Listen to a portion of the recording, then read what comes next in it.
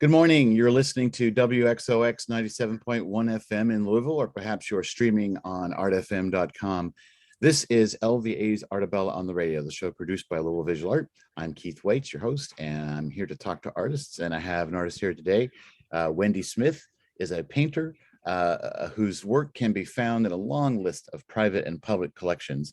Her new exhibit, Elegy, runs from Friday, September 3rd through October 10th at Garner Narrative Contemporary Fine Art Gallery, 642 East Market Street in Louisville, Kentucky. That's the Nulu neighborhood that you've heard about.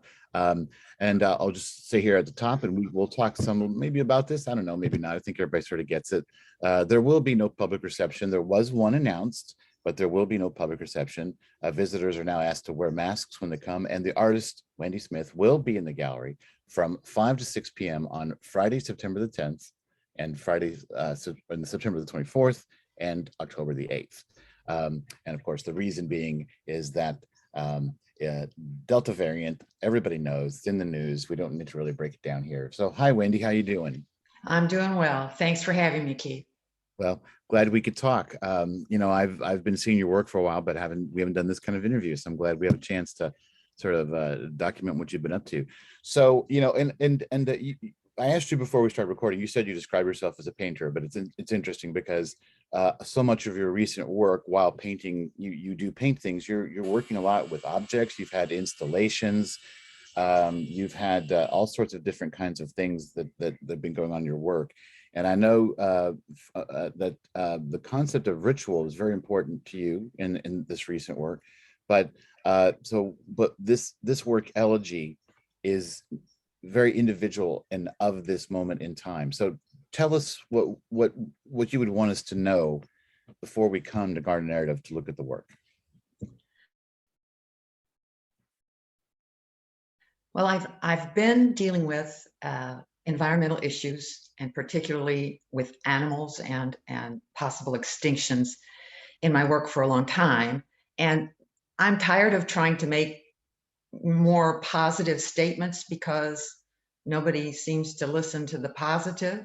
So I decided to go straight to what is death? What is it? And these objects are all reliquaries. And a reliquary is where you keep sacred remnants of a saint or a prophet. And people on pilgrimage stop and gain power from these relics. So instead of the saints and the prophets, I'm creating these reliquaries for turtles and birds and small mammals, and just presenting this as, this is what we're doing. We're losing all of this. Well, that seems to follow almost logically from some of the other work you've done in the past. So is Elegy and reliquaries, is it a natural progression from your work, or did the experience of the last 18 months change how you were viewing what you were doing as an artist? Well, I've been working on this particular work for 3 years. Okay. So it was started because the last work that I did that dealt with fetishes, and I'm so interested in ritual, and usually ritual is used to improve the situation, get in touch with the forces that can help you. And in this particular instance, I'm not getting any help. So I'm actually just sort of dealing with the reality of what this is, of what death is, and what's happening in the earth, and are we going to deal with it or not? So these are my own interpretation of reliquaries from the Middle Ages and older. So. Well, and so when we look at this work and what it's expressing and what it's saying, my first thought about what you say is that, of course, and I think this is true of so much art, that exactly what it means is going to be partly what we might bring to it or how we might receive it. But I'm also thinking about, so how much of what it's expressing is your own personal views, and how much is it you kind of getting in touch with maybe parts of parts of the history or the past of those things? Well, it's a nod to those historic reliquaries, which were very grandiose. I mean, they were covered with gold. They were jewels were added. They were glorious, wonderful, meant to last for eternity. And mine are very humble. I mean, they're small wooden boxes. The interiors are painted black. The objects are just the remnants of living things. So it could be bones, it could be a bird's nest or a broken egg, it could be a pine cone.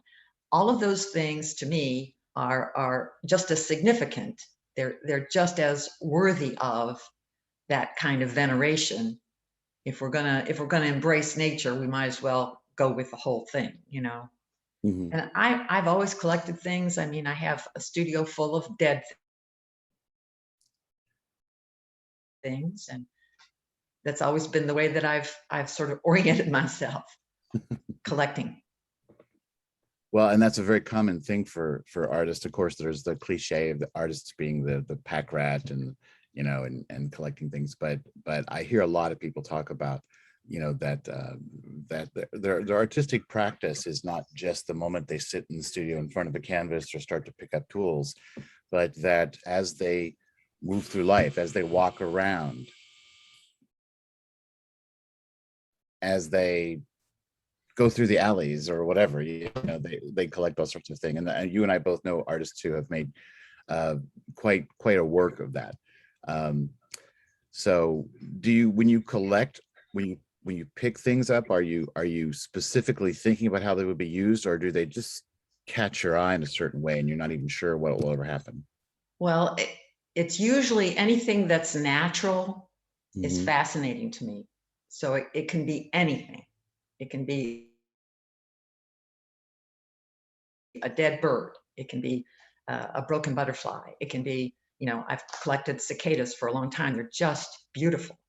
And so it's not a conscious thing. It's just look at that feather, wow. So Mhm. and then the whole idea starts to percolate, and you start to think about, what do I want to say about this? And eventually you get there. Well, I think it could be fair to say that almost any artist is in some ways perhaps talking or expressing in their art a relationship to nature, even when they're not doing it as clearly as you are. But so, like, have you always had this kind of relationship or fascination with nature? Like, when did that first begin for you? I think I've always been observant, and that observation takes in a whole plethora of things. I mean, I think that my attention to small things is just inherent. I've been that way since I was a little girl. So this is all a culmination of my own development, I think. And putting it in a context of a ritual is something that I also have explored all my life. All my life, I've explored the whole idea of who are we and what are we doing here, and how do we relate to the universe, and what are we supposed to do with our lives. I mean, that's all sounds huge and daunting, but it's the pursuit. It's the pursuit. We all have to deal with it some way. Well, and I think it is daunting, but it can sound daunting, but I think it depends on, when you talked about some of the grandiosity of reliquaries of the past, I think it all depends on how you frame it. And I think it seems to me like we live in a time when people are on a spiritual journey that is much more intimate and much more personal, that's a much more common experience now. And obviously, if it's outside of an organized religion or spiritual practice, but just people doing things on their own. But when you talk about ritual, like, so were you, I mean, were you raised with ritual? Did you observe rituals? How did you come to understand at an early point that ritual was so important? What triggered that for you, do you think? Well, I think I started in college looking at all kinds of religious practices, Mhm. and out of that, my curiosity got me going on what objects are involved in the rituals, and those objects are beautiful things. It doesn't matter where they come from or what culture they're made in, they are beautiful. And that to me is an aspiration, to make something that has that quality of being used in a sacred ritual is what I would like my work to evoke. That's what I would like for it to happen. But I've looked at, I went and did an ashram with Ram Dass when I was in college. I mean, I started doing this stuff a long time ago. So it sounds like you've explored a lot of different cultures in doing this. Do you find, have you found some similarities between the cultures, like that on one side of the world versus another side of the world, or even across great spans of time, that different cultures have perhaps hit on some similarities in or some either in themes or motifs? Do you find that is true? Yes, and you can start looking at spirals, and they are in every culture. And those circles, those sacred circles, are in every culture. It doesn't matter if they're made of stone or if they're made out of enormous monoliths. They have the same sort of concentration of an altar. That's what they become. So an altar can be, jewel encrusted crucifix, or it can be a circle of stones. That's the same purpose. It's interesting too. I was also thinking about when you talk about altar, and again, I think many of us, whatever place we are now in a spiritual journey, have some sort of foundation or understanding in an organized religion, a certain kind of church or whatever. And so when you and just in terms of spending time with art history, which you and I both have studied in our education, altars and altar pieces have very specific, historically are tied usually to very specific sorts of religious movements or religious iconography. Do you ever feel like when you're working with an altar, you're obviously making a reference to that, but how do you see the kind of altars you do in relationship to that historical trend? Well, I have done a very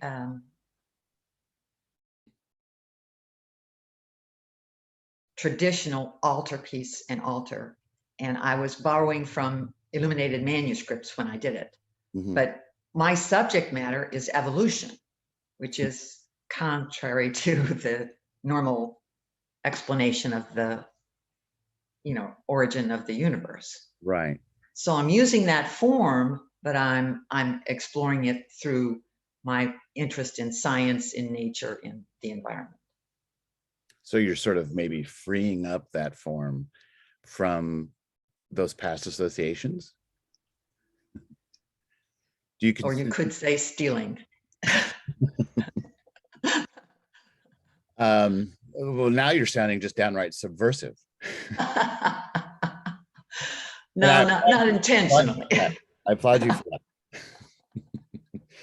I think that all good artists should be in some way subversive, and it's an interesting thing again, because then I think about how historically those altarpieces, artists were usually being paid by the church because that's who could pay. So that's how you lived as an artist, was a lot of times that was the benefactor for artists were the church, because there wasn't any other, or I mean, I guess there were other wealthy people, but the wealthy people probably only maintained their wealth through a good relationship with the church.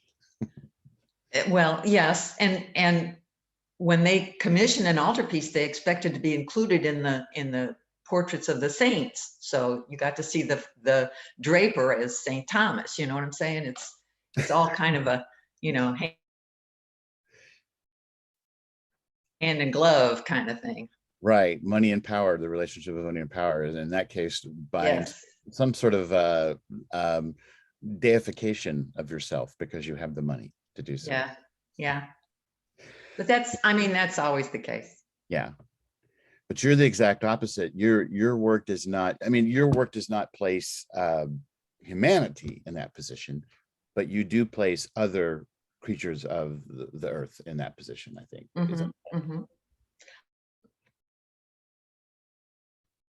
And that's because in the greater scheme of things, we all weigh the same. Right. Is it just humanity has an ego that allows itself to think differently?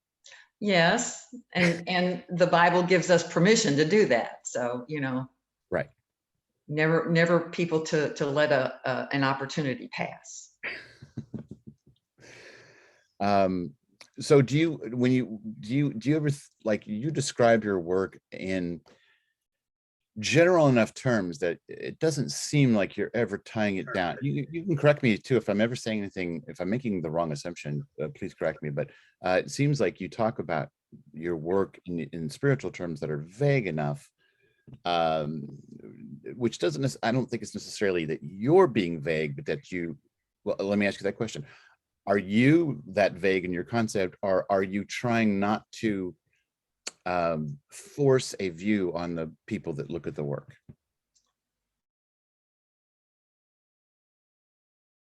All I want to do is present nature as something to be appreciated, preserved, something similar to the bones of a saint, something similar to, you know, an altar, something similar, you know, but with the caveat that this is all of us, every one of us, all species. So it's sort of a universalist philosophy. Yeah, maybe I was a transcendentalist in a former life. That's a good word too. And I'm not trying to pin it down so much, but you know, it is always a because I don't want to you know, the language we use to talk about art always seems to want to force a perspective or an opinion on what we're talking about. And I'm not trying to do that, but I guess that I'm trying to me, when I look at your work, these are the kinds of questions that get raised in my mind, you know. So first, I think your work is strong because that's what really strong work does. It makes the viewer walk away thinking and questioning and in a different way.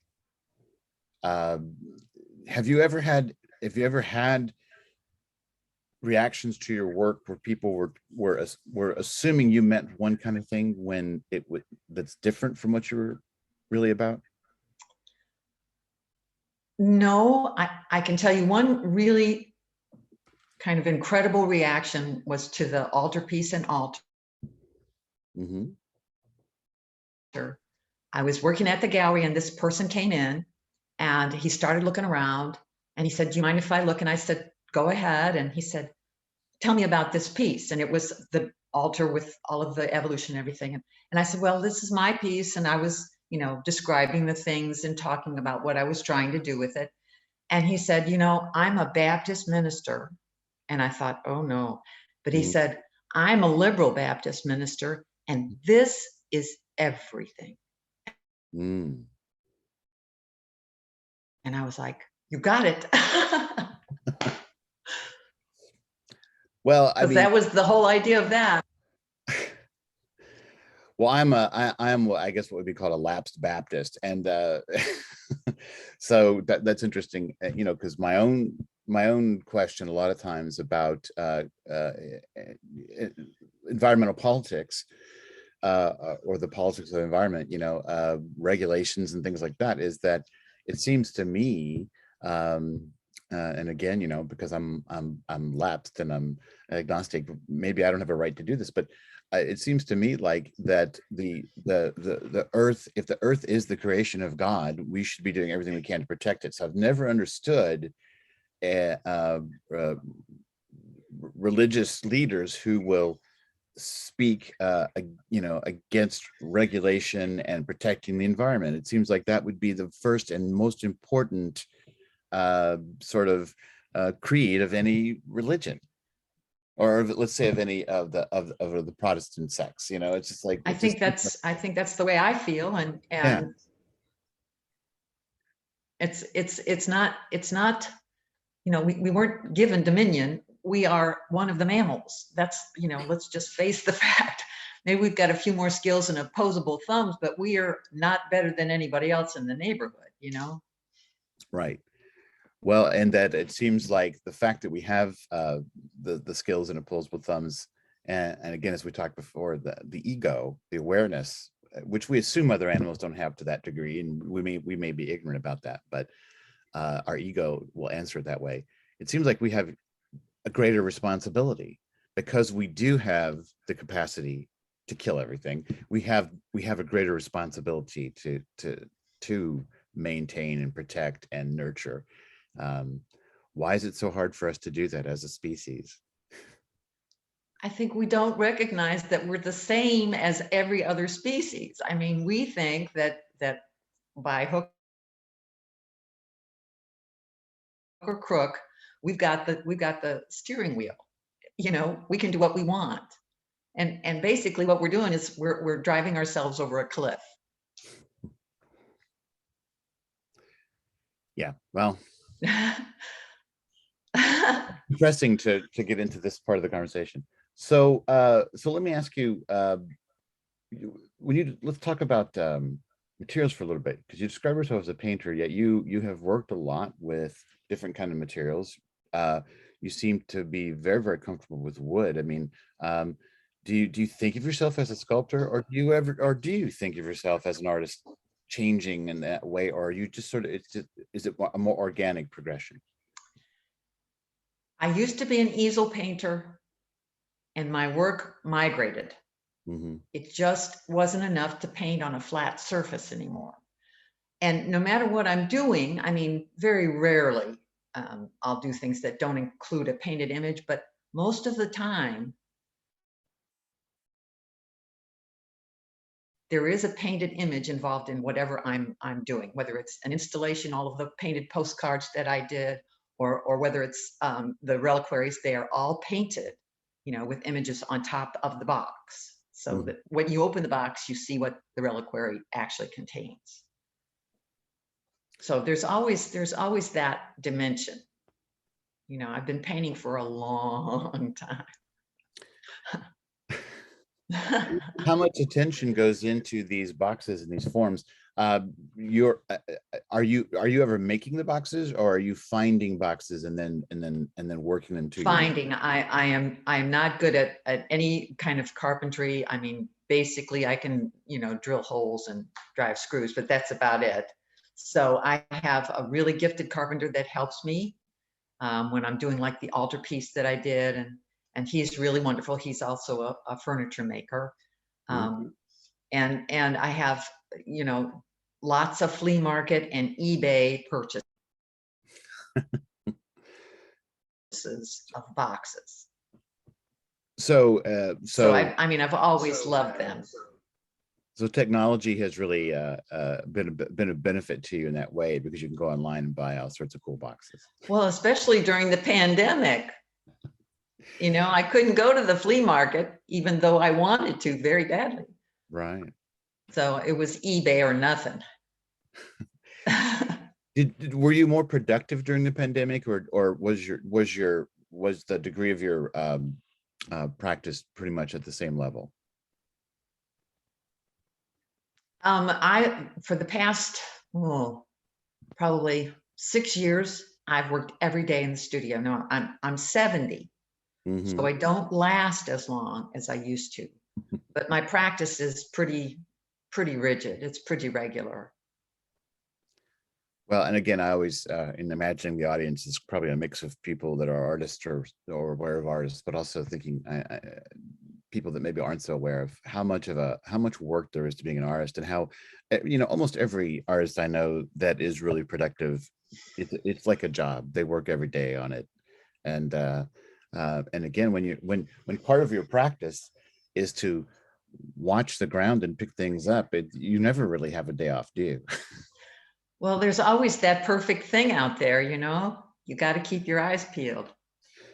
Do you have specific kinds of places you like to go to collect natural elements? I like to go to the woods, but I don't go to the woods as much now. But I do take a daily walk in the cemetery, which is close to my house. And I pick up cocoons and pine cones and butterflies and cicadas and birds' nests. And then my friends give me dead things. They bring me little skulls and bones. It's fantastic. I know. I remember Brittany Baker, another painter in town, was painting. She had this bird she painted for an event we did, and it was so beautiful. And I was talking about it, and I said, "So was this a picture?" And she goes, "Like, no, it's a dead bird I found outside the studio." And I have it, and I've drawn it every which way. I mean, she was just studying it, and so I immediately. Then the next day I saw a dead bird on the sidewalk, and I went and told her, "I just found another one. You should go get it." I didn't pick it up for her. But maybe I should start carrying some plastic bags and something to pick up dead creatures for my friends who like dead people, now that I have more than one artist who knows about those things. So what Well, I never think of it. Go ahead. I never think of it as being macabre. I never think of it that way. Well, you could also put it this way, and if you do think of it as macabre, I don't think there's anything wrong with that. But your death is a part of life, and so this gives you an opportunity to use death to speak about life. Yeah. Maybe that makes sense. Plus the objects themselves, the bones and the skulls and the little dead birds are beautiful. They are beautiful. There's no getting around it. They are fascinating, beautiful things.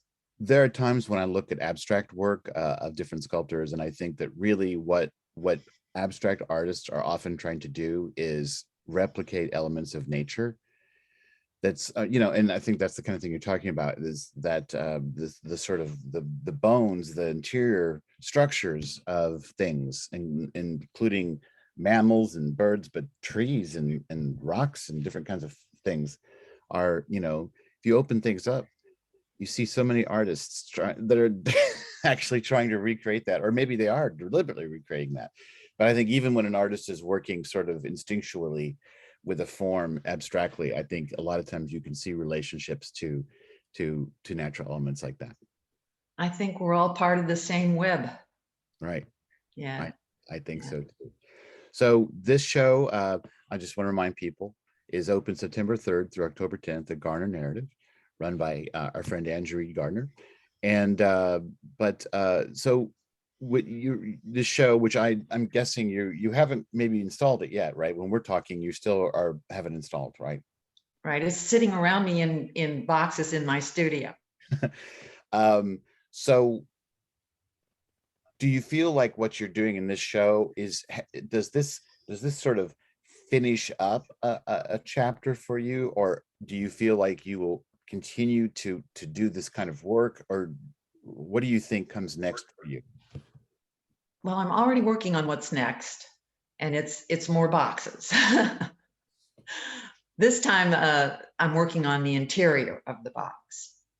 So I always find some way to drive myself crazy. So that's what I'm doing now, and I'm collaging the insides of the boxes and then painting images that go inside on top of the collage. So is that like another, so it's a different direction, but basically I'm dealing with the same issues, same forms and issues, but different direction. Right. It's just, you can't do one thing all the time. So you have to branch out. And I just decided to try this collage thing, and it drove me insane. So then I had to master it. So that's what happened. Well, that's the nature of being an artist. When you start a piece, do you work that piece completely, or do you have different pieces that you work on simultaneously? Simultaneously. Most of the things I do have little components, so I can't just do one thing at a time. So I'm working on several different things. Plus I have arthritis and I can't paint with my little tiny brush for longer than a couple of hours. So then the collage kicks in. So this Well, and helps. that's the thing about, you're never too old to make art. You just might have to change a little bit about what you do, or try a different medium or something like that. I think, who was, I can't, I'm probably gonna say the wrong name, but was it Mondrian who changed because he couldn't do this, when he got older? Matisse. Matisse had arthritis. It was an M, I knew. Yeah. And he had to change how he approached making his art. He And of did course, collage. that's right, he went into collage. And Mhm. our departed friend Ansterd Anderson went from mosaics to paper collage, making those wonderful, and again, you never have to stop, you just have to adjust. Well, Yes. Yes. so so I know you won't stop, and I know we'll have other work to look forward to in the future. Wendi Smith, thank you so much for talking to me today. I really enjoyed it, Keith. Thank you. All right. Wendi Smith now showing, when you hear this interview, she will be showing, or about to show, at Garner Narrative September 3rd through October 10th. And let me just say again, there will not be a public reception due to concerns about Delta variant, but wear your mask when you go. Please be vaccinated. And then the artist will be present in the gallery if you want to ask questions of her for 1 hour from 5 to 6 p.m. on Friday, September the 10th and 24th, and October the 8th.